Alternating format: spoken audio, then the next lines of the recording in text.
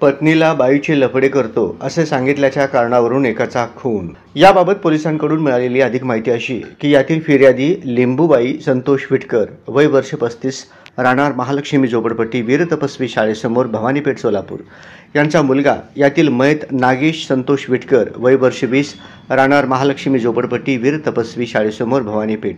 या ठिकाणी यातील आरोपी अभिषेक अंबादास बंदपट्टे, राहणार जुना घरकुल व अविनाश अंबादास बंदपट्टे, राहणार महालक्ष्मी झोपडपट्टी,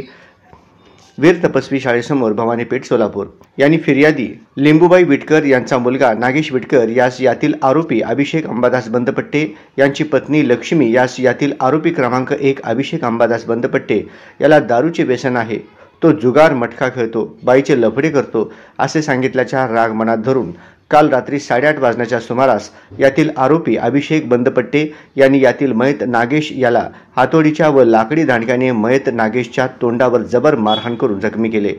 तसेच उजव्या पायावर, छातीवर, पाठीवर मारहाण केले व आरोपी क्रमांक 2 अविनाश बंदपट्टे यांनी देखील हाताने लाथाबुक्क्याने